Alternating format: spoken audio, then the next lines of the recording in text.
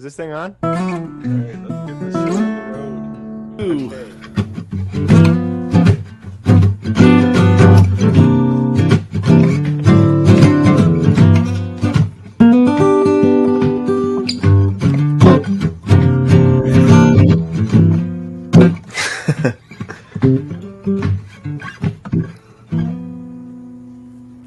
Episode number 42 of Coffee and Carving, everybody. Welcome back. Hello. Hey.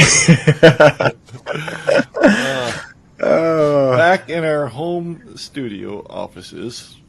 Boy, does it, the first thing I noticed when I came in here today versus last week is it just smells better since you left. I don't know what it is, but... Before we get started, did you want to introduce your friend? We have a special guest this week. Alex Pimple. I can't stop staring at the big honking zit on your forehead. Does it help if I move the hair in front of it, Doug? I don't know. I'm so self-conscious. Here. I just want you to be able to concentrate. I feel bad for you more than me, even. All right. Here. Anyway. Okay. There we go. There you go. Perfect. Now I'm gonna pull it out for you. What's going on? Well, hey man, well it's been a week, and it feels like we're already kind of in the swing of things. And I don't know about you, but I've been excited. I've been looking forward to today to I don't know, just get back into it. I got to tell you, last Friday felt complete. Yeah, I got to listen to the Coffee and Carving show. and it was good, and I enjoyed listening back.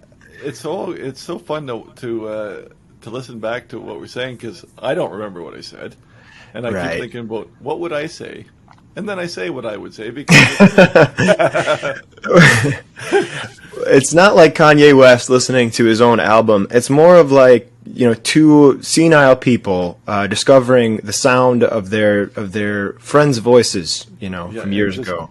Critiquing the life out of it as we go, right? Yeah, that too. Anyway, I've got coffee today. And yes. We would be remiss if we don't hit our friends right off the bat and thank them, all those who bought us a coffee over the summer. I forgot last week. We were so out of our element last week, getting started again. But big thanks to all who bought us a coffee all summer and last week. We appreciate it. Yeah, thank you so much, guys. We just, you rock. Yeah, you rock. Wow, the crowd was wild.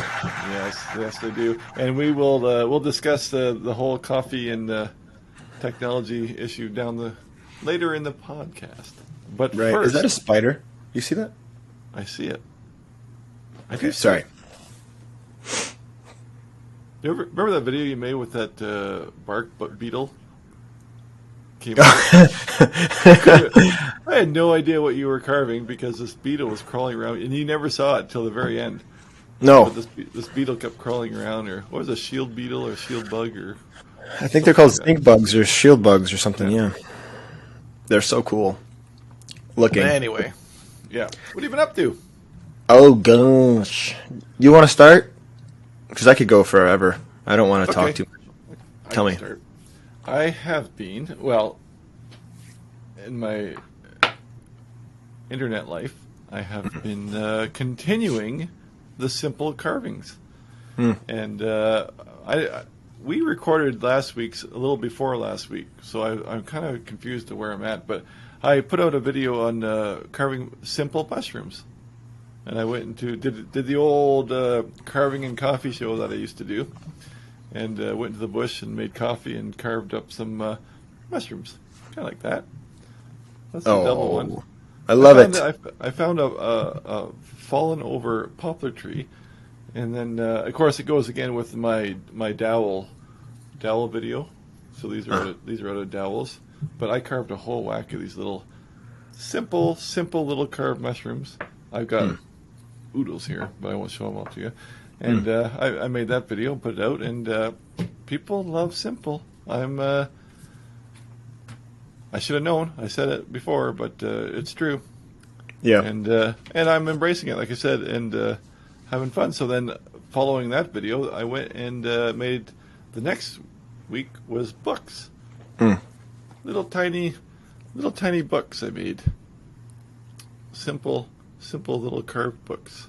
I love those so much. They're really fun. They're so cool. I'm trying to find the camera. It's in the middle. Yeah. More on that later. Doug versus tech. So anyway, that's really what I've been up to. Just a whole bunch of simple little carvings. I haven't done anything. Where's my camera? Yeah. I don't think I've done any big carving at all. Those the thumbnail that you sent me, you texted me the thumbnail and I didn't get the text for some reason, or I was busy. Actually, more on that too.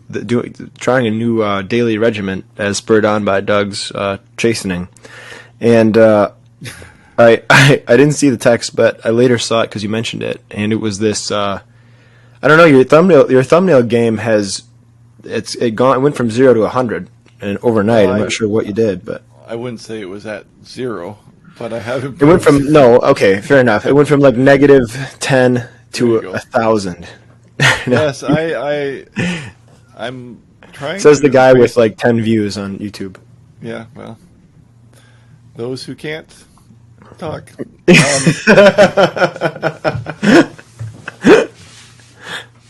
Yes, I've been really trying to up my my thumbnail game. So, baby steps, little things at a time. Yes. Well, speaking of which, go ahead. Well, I just wanted to say, I think there's I remember listening to a podcast with my friend Marco, and him saying in the middle of the podcast, I can't do it anymore. They laugh too much. They're constantly laughing. It sounds fake. And I wondered, I would love to hear from folks, maybe this is a self-conscious indulgence, but what do people think about laughter in podcasts? Is anyone out there annoyed by, maybe, specifically my laughter, I understand that, but just in general, laughter. We've had a complaint about our laughing too much? No one's complained to us about it, about our podcast, but I was listening to another podcast. I got you. No. Well, I'll give you I laugh with them. Really?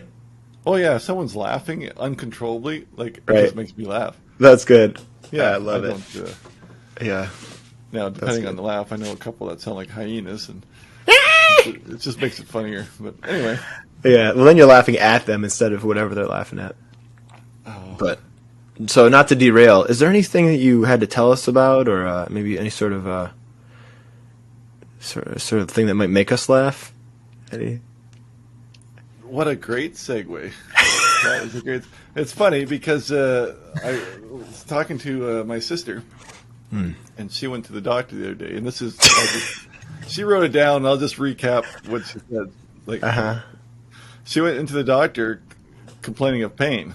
Mm-hmm. Where are you hurting? Asked the doctor. Well, you have to help me, she said. I hurt all over. What do you mean all over? She said. Be a little more specific, said the doctor.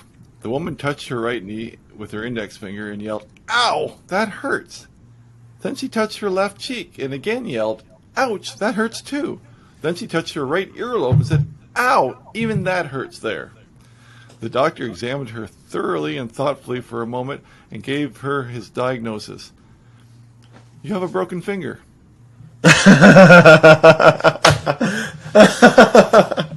I'm sorry. That's the best one. Alec got a joke. We need to celebrate. Alec actually got one. Yes. Okay. Where's my laugh track? There you go. The volume is all the way down. We pay a lot of money for that laugh track. Yeah, we do. We do. Speaking of what we've been up to, we have severely upgraded our gear, if you will, our technological gear for the podcast. And I will say that I called Doug today to remind him of the podcast and to ask him really just when we would be recording it. And his response was, yes, but I have to figure out how to use the laptop I haven't touched since we bought it. So for those who don't know, Doug and I used our savings to saved our pennies up to get wonderful new laptops that weren't cheap.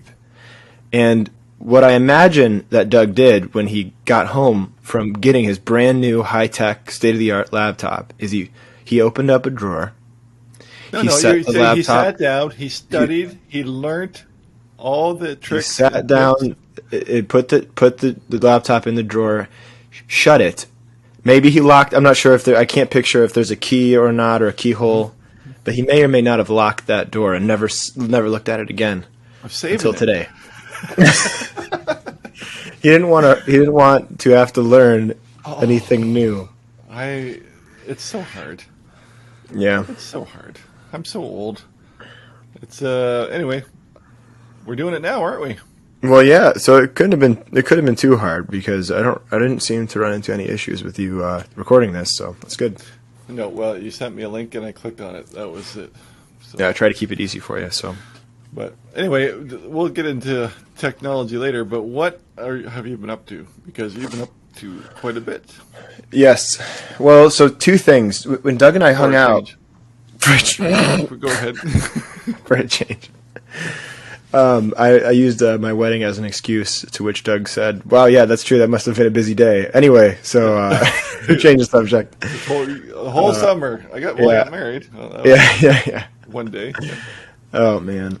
So coming back from the honeymoon, I got into stone carving, and directly from stone carving, Doug and I met, and for our last podcast, which was frankly. A strange experience to see someone that you've only seen on the internet, to see them in person. But aside from that, we met once. Well, it is, but to record the podcast together was like a whole nother. Because I'm used to the safe bubble of my little studio alone without anyone to bother me. And then when you were in my space, I didn't know whether to look at you or the camera. It was an odd experience.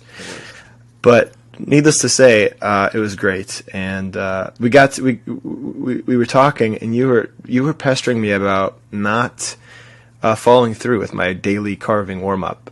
And I was doing a video, and I was just doing a daily carving, and so I decided that if I started that back up, I could hold myself accountable to the internet by posting every one that I did over the course of the last week or so. And so I did that. I started posting a video every morning. Got up a little earlier than usual, 6:30 in the morning, and I shot out of bed and into the kitchen for coffee, and then into the shop and started the camera up and sharpened the tools. Got things filmed. Not in that order. That would be, by the way, that would be insane if I fired the camera up then sharpened my tools. No wonder no one's watching my videos. And then I sharpen every tool. And so I started to record it and put it out, and it's not like I'm getting all kinds of attention for it, but it's just really fun to see that 5 or so people will always comment and say, "Keep up the good work, we love watching it," and it's just been so motivating to keep the projects going. So, yeah, and I want to jump in here and say the reason I was pestering you, is because then you have a carving every day. And when a show comes, you don't have to work day and night 3 days ahead. Right. Yeah. So to your point, I was able to show up to Arts, Beats, and Eats with an additional, I don't know, maybe 10 or more carvings than I would have otherwise had. And those extra 10 carvings sold. And so that was a nice little bump in spirit and excitement for leaving a show with an extra 10 carvings sold. An extra little fire under my bum. So it was an art show in Royal Oak. It's called Arts, Beats, and Eats, Royal Oak, Michigan, and it's one of the largest festivals that Michigan has. Hundreds of thousands of people walk through this to see bands. Flo Rida, to be completely honest, I'm not sure who that is, but he was there apparently. A lot of other. Yeah, Flo. Yep. I call him Full. He's my buddy, and yeah, lots of big acts, I guess, were there, and people that I didn't know, and so. But yeah, on top of this music festival, they have the art, they have music, and so I have the same corner each year. Thanks to Arts Beats and Eats for that corner. They threatened to take it away from me, and when I called a few days before, not having heard where my booth was, they said, "Oh, it's just where it always is." And so I got off the phone, did a little happy dance, and really got carving because I knew if it was in that spot, I would do well and sell a lot of art. So anyway, I digress. Confession, I was right this close to showing up. Really? Yep. Ah. I was going to show up, and then the last minute, Sophie still doesn't have her passport, and that was kind of a drag. And I thought, where else am I going to see a real art show? Yep. Like I said, the weekend before, I drove for like 5 hours round trip. Yep. And had great disappointment, and that was actually closer. Yes. But, well, can I tell you about a plan that I have? Okay. In, well, let me in finish. response to that. The reason. Anyway, so sorry. But I looked through the list of things, and then the concerts and the thing, and I was reading about the parking, and I'm like, I'm going by myself, and I'm going to park somewhere down who knows where, and I'm going to walk there. Alec can't hang out with me because he's in a show.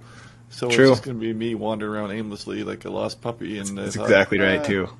So it wasn't... but the idea crossed my mind, and in fact, I even told my wife at one point, I think, that I was going to go. And then I said, nah. Yep. Nah. It was a smart choice because this is more of a festival. And it's fun if you're looking to party and get a beer or two or three if you're some of the people I ran into. Sure.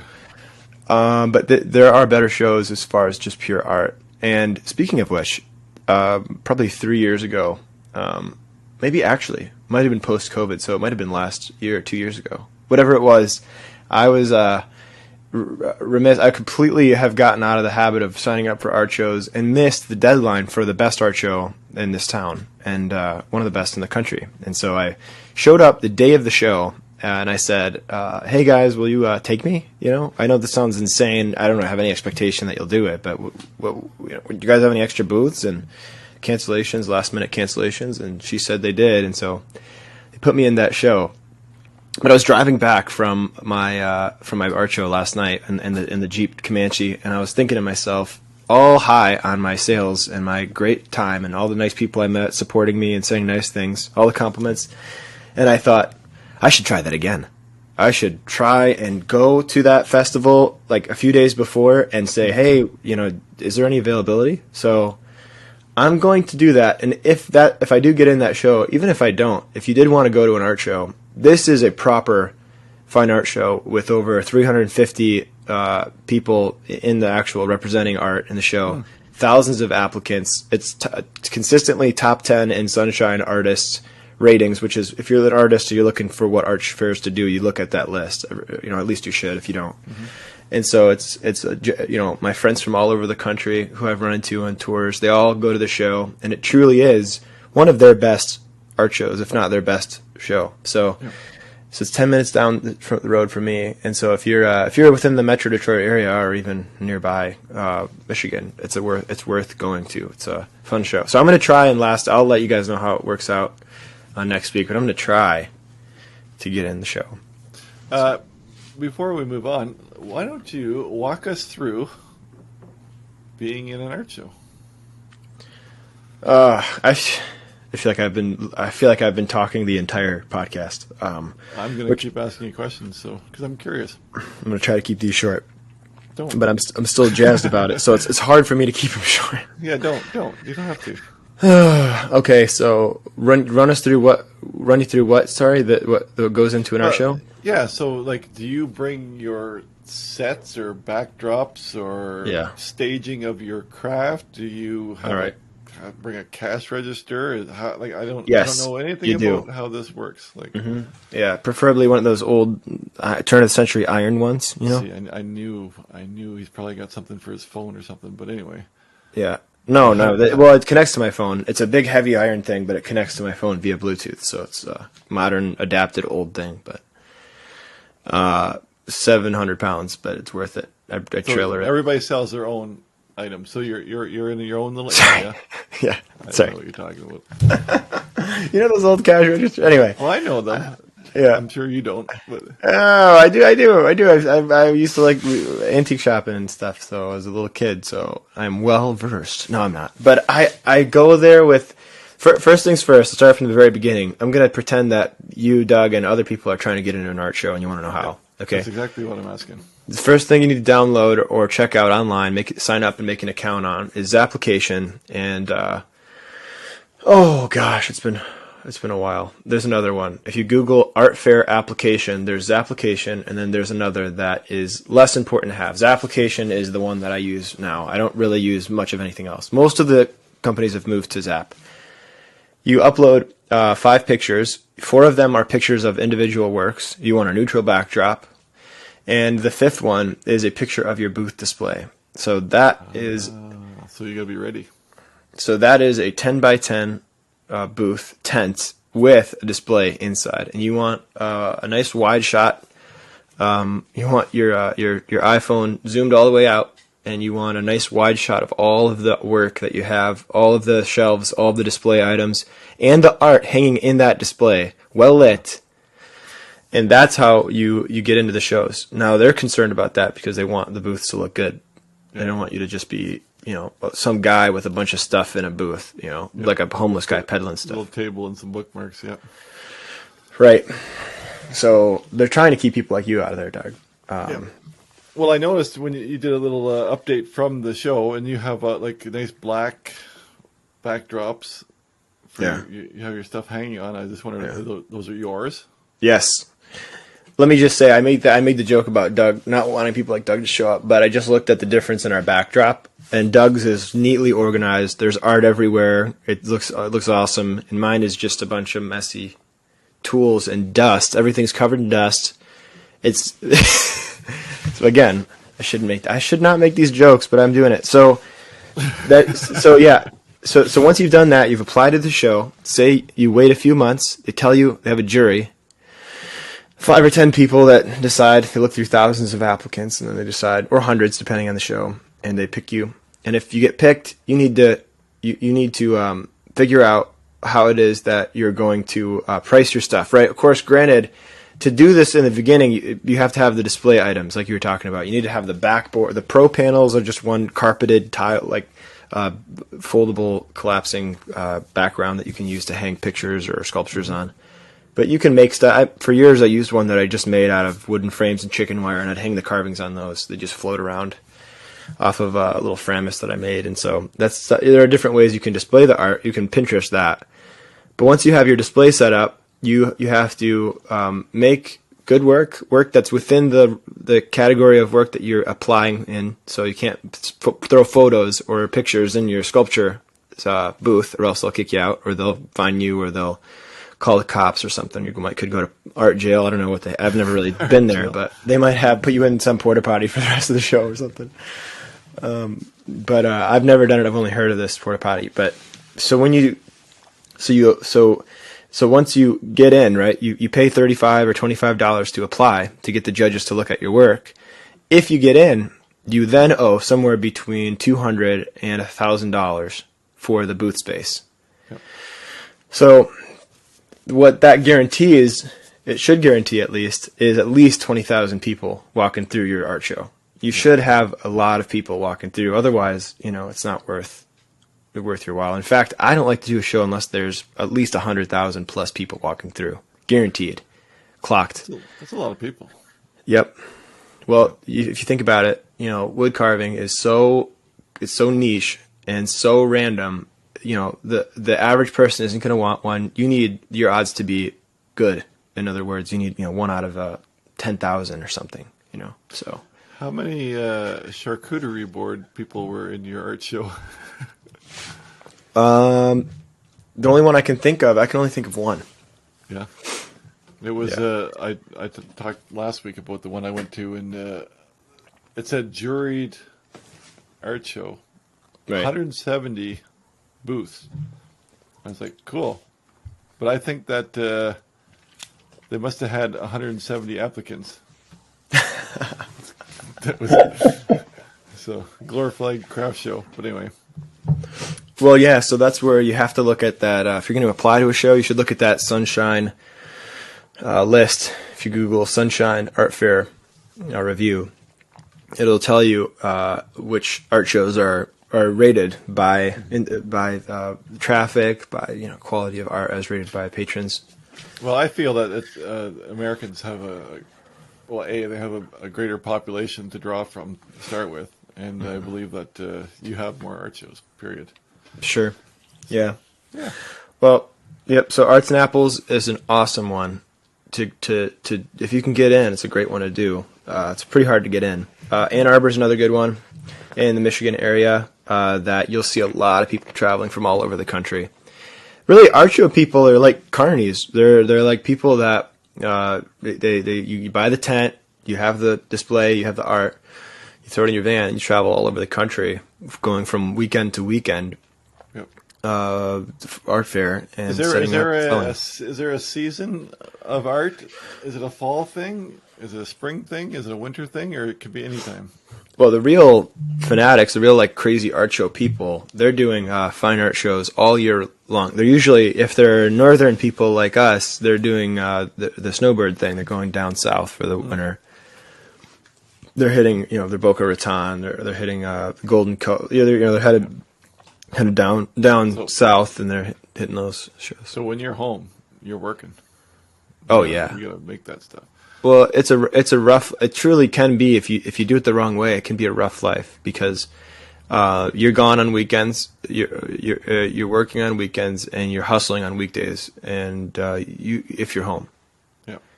And so I've known people they just age quickly, man. You do that for a living, and you're just in the sun all day. You're displaying your stuff. You're tearing it down. I mean, you're doing that every weekend. Some people doing 80, 100. 80 shows a year. And that's crazy. I like the idea like a couple shows or something because that would beat 85 trips to the post office. Yeah, well that's true if you're selling art online. Wrapping stuff up and mailing it. Yep. But yeah, no, very good. That's fun. No, I mean there are people that are doing this like multiple times, doing multiple shows a week. Yeah. A week. No thanks. So no. Yeah, but anyway, so. Yeah, so that's it. So then you sell your art, you pay your taxes, you have your payment system is usually people have like the Square card readers, those little doohickeys you plug in your phone. So that's what most people are using. So cool. Yeah, that's it, man. That's more than you needed to know. Well, that was good because I always wondered what you're responsible for when you show up. So yeah, and I used to think they used to be very ritualistic about how I would talk to people, the way I would interact. Really, I was talking to my wife yesterday, and I was thinking, I was just as likely or more likely to sell to somebody who I teased, who I was making fun of or just being goofy with, as those who as the people I was trying to, ask follow-up questions like, if you need any help, let me know, stuff like that. It's like, so in your everyday life, do you walk around and just throw in casually to everybody that you meet now at the coffee shop and all the store and say, well, my wife said this, my wife. Constantly.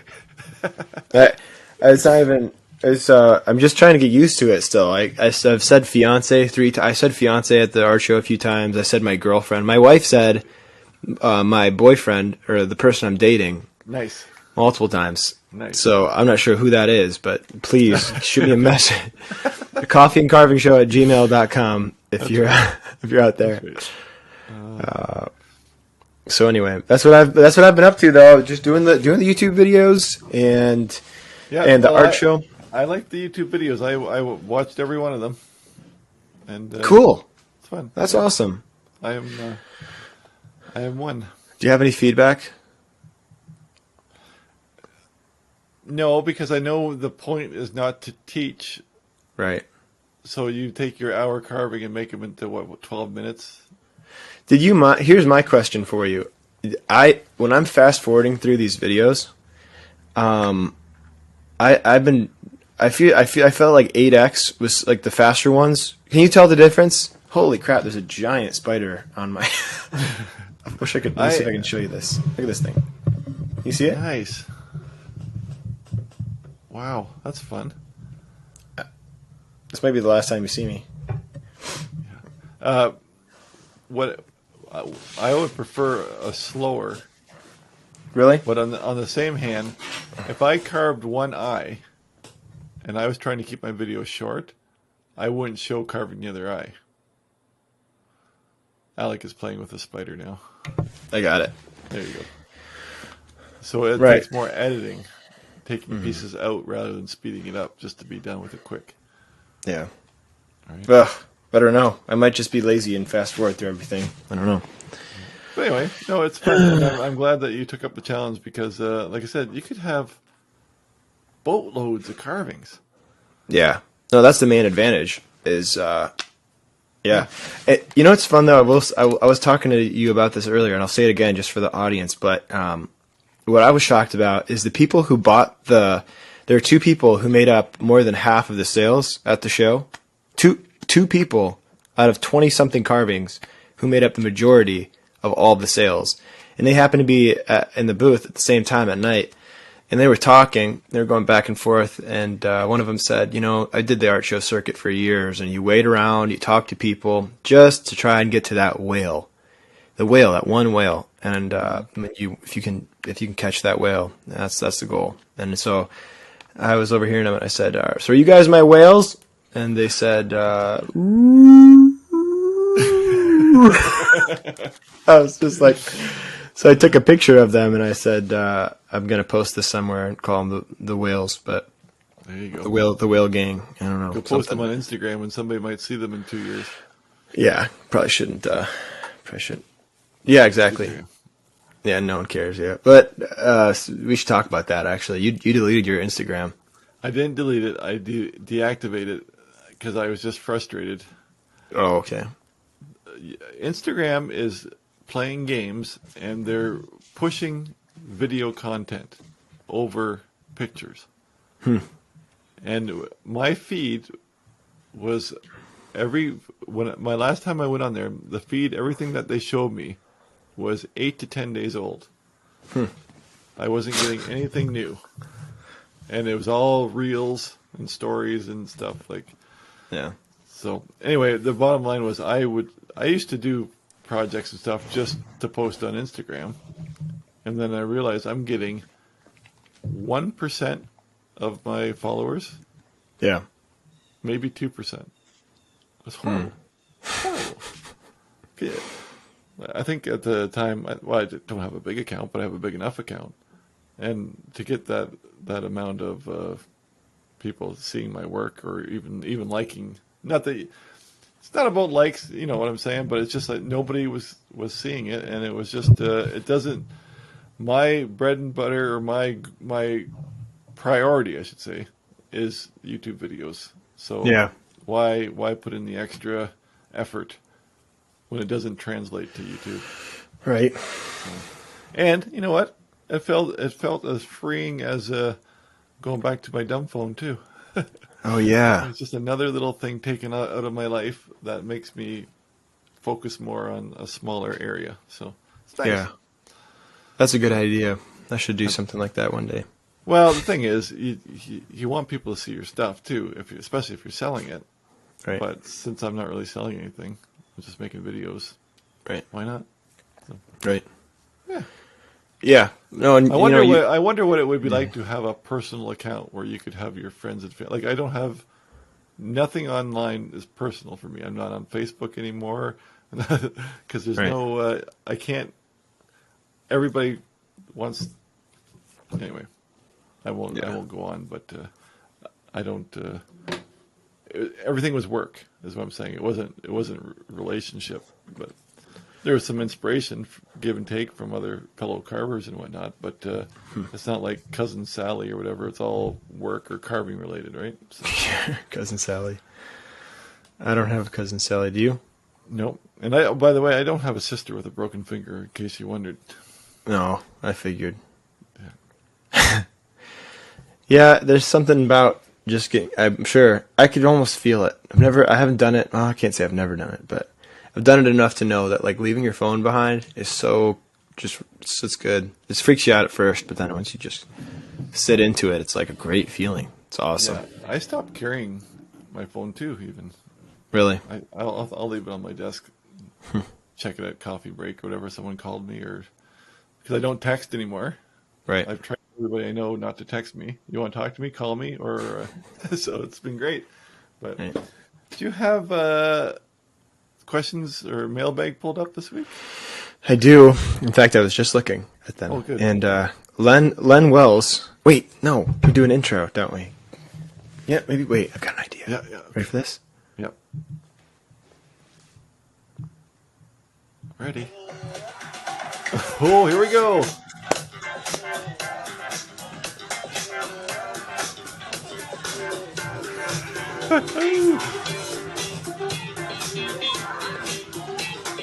What this song? That could only mean one thing, Alec. What could it mean?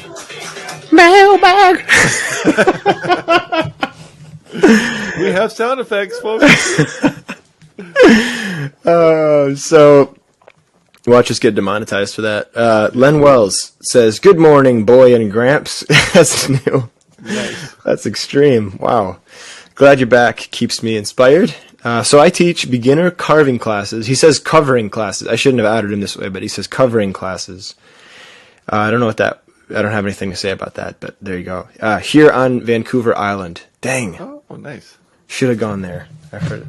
Tell us about that, Len. Is it awesome? And to provide my students, we want a quality pattern using a laser. So he uses a laser. It allows me to minimize waste and generate perfectly repeatable blanks. It won't cut through the wood. That won't cut through the wood. So I do cut them out of the bandsaw. But this is his pattern, and it was featured on Wood Carving Illustrated 2021. So he did this. I actually did see that, and they're like those little tattoo-like sparrows, eh? Yeah, that's Like cool. Old school tattoos. He says, "Thanks again for what you do, Len." Thanks, Len. Thank you, Len. Sorry. I have to stop. I can't. Where did we land on accents? There we go. Okay. Yeah. Okay.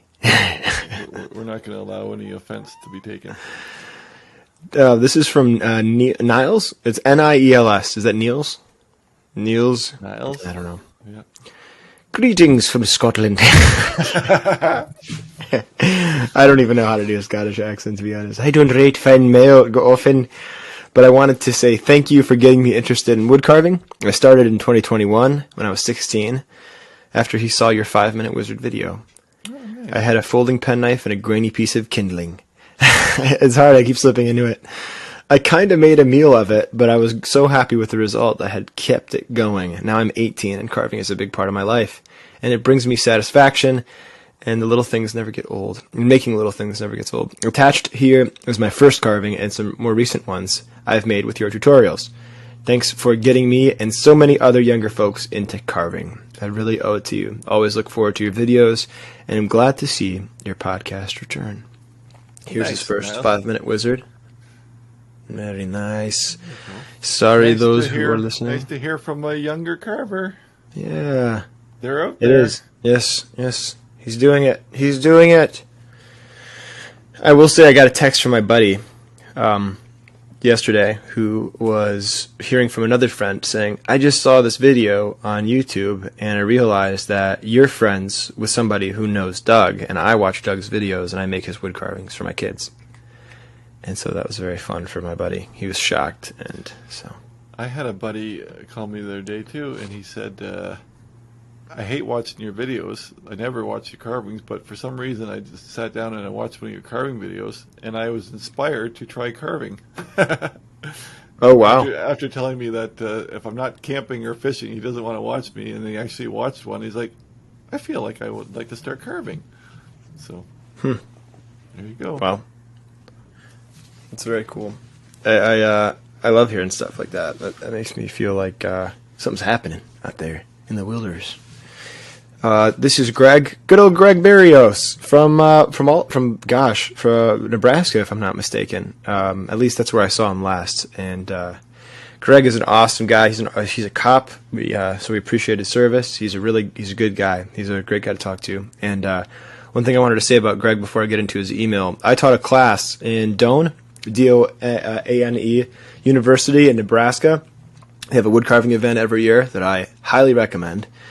It's cheap and it's good. And he took the class, and at the end of every night, I would show up to clean up, or maybe after dinner I'd go in there to just make sure everything was good, check on the classroom, and he would be in there carving incessantly. He was working on projects. He was going hard, and so he did that every single night. He'd stay in there until they kicked him out, and he was just so dedicated and a great carver. So anyway, he says, Alec, I want to start delving into full human body sculpture. I'm still trying to get better with my busts, faces, but would love to learn to create full bodies that I think can express a lot more. Have you ever taught on this or ever planned to make any videos on this subject? Thanks for your time. Hope to attend your class again someday. Greg.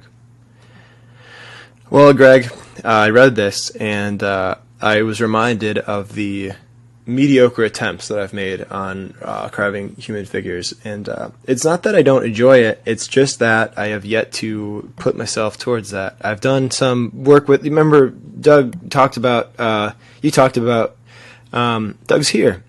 You talked about working with Fred Zavadil, or looking up Fred Zavadil. Yep. He is somebody who I've taken a class from twice, actually, on the human figure. So we made an armature, and both times we sculpted a human figure, learned about the anatomy. And I think the thing about lessons that scares me is that when I took the lesson, and I was scared to do it at home alone. So I put it aside. I'm just unfamiliar with the clay. It was a whole different world, and that's what we worked in, of course, if I didn't mention before. So wood, I've done some wood figures in the past, but certainly not enough to feel qualified to teach on it. I know the basics of anatomy. I know approximately where things go. But I wouldn't teach. I wouldn't dare teach on it until I've gotten more practice. But that's a good question. Did you ask me to come and be your model at one time to lay there like? Never in your wildest dreams. When I see some of those full body sculptors with their real life models, doesn't make me want to be a full body carver. I don't want to carve naked people either, really. No. So that's I respect it, but I don't. I actually, for sure. I don't know. Maybe I will. Maybe I'll eat my words. We talked about that too once. That different cultures view everything differently, and yeah. So, naked people. And that's it. Thank you guys. Thanks for I think everyone's getting back into the swing of the emails. But send your comments, questions, concerns. If you want to secretly get at Doug, but you can't through his regular email because he's too elusive. Don't do that. No, don't do that, please. Don't do that. Please don't do that. Coffee and Carving Show related at coffeeandcarvingshow@gmail.com with your questions, comments, show topics, whatever you think that we need from you. We would appreciate it. Doug, I wanted to ask you, I've been thinking about this for a while now, especially doing an art show. Will you ever consider doing an art show or a craft show of any kind with your stuff? You know, you're accruing. I see behind you, you're accruing something like a small fortune's worth of carvings, and you could probably sell all the work in your shop and buy another house. A, I doubt it. Yeah. And B, when I look at my carvings, if I was ever to start selling, I would imagine in my mind that I'll start on the next one. Right. Right? Because on all the carvings, when I look back at them, I think, well, I could, I didn't spend enough time, or I could do this different, or I learned something new. So I don't think I'm ready to sell. I shouldn't say I'm not ready. I don't want the hassle right now because all my energy. Remember, I have a job. Yeah. Actually, I have 2 jobs. Yeah. And I have a podcast. And I have to make a dozen samples of my next video before I even make the video and get the video. So the video is priority number 1. Now, if something changes, 100%. I'm not going to go get another job somewhere else. I will try my best to become a woodcarver at some point. So, Yeah. yes. All right. So can I share a little bit of my experience with that? Yep. You can. Okay. You sure? Please do. Okay. I had this horrible weight of a feeling. But you have a little crackle to you. I'm not sure if it's. Oh, thanks. Probably too close to the speaker. Yeah, maybe. Or to the microphone. Better now? Yep. I had this. Was it the whole time? That'd be Nope. bad. No, just the last minute. I had this horrible nagging feeling while I was making these hour carvings that I'm going to carve them in an hour and the setup's not going to be as good, meaning the structure of the carving, the form, is not going to be as good because I'm doing it quickly. And then I'll put hours into it trying to fix it, and I'll end up spending more time than if I just took my time. And the work won't look as good. Mm-hmm. I kept having that feeling finishing up these carvings, and feeling like I was wasting time making the videos and all of that, so on and so forth. And the opposite problem that you have, right? Because you find more value in the videos. I find more value in the carving. So I feel like I'm wasting my time making the videos. You feel like you're wasting your time putting hours and hours and hours into the carvings, right? Crazy amounts of time. Or maybe not even that. It just doesn't suit your style. It doesn't suit the video style at the point, yes. Yeah. I still make fun carvings on my own outside of videos. Oh, no. Oh, for sure. Yeah. Well, I know that. Then they should know that, of course. Yeah. But I was shocked, and this is anecdotal. This is just one situation, so I can't say like, I certainly am not trying to say that I have the answers, but I was really surprised at the show. All of the little hour video carvings, that I worked on later, of course, off camera. It wasn't just an hour into each carving, but maybe 2 or 3 hours. I was really surprised. They all pretty much sold, and people really enjoyed them. So a lot of times you may not be happy with the carving or the way it turned out, and someone else will just, maybe it might even just move them, when they see it, or make them happy, like make them smile or cry or something. So I find that it's really, really as silly as it sounds, people can really, really deeply appreciate something that you just look at and go, oh, I hate that. I could fix it in so many ways. I'll give you another example. Last night I was at my son-in-law's house, and it was his birthday. And I brought them, well, I can't say what it is, but I brought them this week's project that I'm working on as a little side gift. Yeah. To put on their window ledge. And he said, oh, you remember this one? And he pulled down this pig that I carved probably 4 or 5 years ago. And this is back when I would slather antiquing on him. It was a terrible carving. And I said, can I see that? And I put it in my pocket, so I'm throwing it in the garbage. He said, no, you're not. Give it back. Like, they cherish this ugly pig that I can't stand looking at. Like, all I want to do is burn it or smash it. And they've had it for years, and they love it. We are our worst critics for sure. Yep. But, yeah. Oh, well, hey, speaking of that, I have visual evidence, damning evidence, that I am feel the same way. I found there's a bag of carvings that my mom brought. Because after the art show last night, we went to my mom's house for supper, and my wife. I keep using that term. My wife and I, Annalise and I went to the house, and Mom pulls this bag of carvings out, and in this bag was 2008. There you go. Wood carving. This is the first year I started carving, and that was the best of them. Here's how bad. Here's one of my very first. My dad texted me it, so I have to go through. So excuse the pause, the delay here, but here it is. Look at that. Oh, there you go. It's still acceptable. It's not good. How old were you? I was 12. That's ridiculous. Of course, it's like, no. That's wonderful for a 12-year-old. But later that year, I started to figure it out, and I started getting more dimension in the faces, and they started getting more... Same year? Yeah, more realistic. This might have been 09. This might have been the next year. I don't have the date on these photos, but this was 08, so this was the same year. And then this one might have been the same year, or maybe into 09. Sorry, audio, but he definitely improved hugely. What was your inspiration at that time learning to get better like that? Who were you following or watching? At that time, it was still Ron. It was still Ron Adamson. Yeah. It was Ian Norbury probably a little bit, and then after a while, it just stopped being any of those carvers and just trying to look at the pictures. Yep. Anyway, this is a fun picture from the show. I thought I enjoyed this one. It's just a bunch of carvings in my dad's pickup truck. I love that. That's great. So anyway, that's all. So yeah, there's another old one. Oof. That's not bad. That's Yeah. really not bad. Look how low the mouth is, though. Where the chin should be. The bottom of the chin is where that lower lip is. Wow. It's so far down. You know that. Yeah. Anyway. Yep. So, yeah, I hate looking at stuff people buy. But somebody sent me a picture of something they bought years ago, and I felt the same way. I'm throwing it out. Yeah. I did that to, I think I told you guys, I did that to somebody's house. I went there and I took the carving off the wall and I worked on it for like 3 hours and put it back up.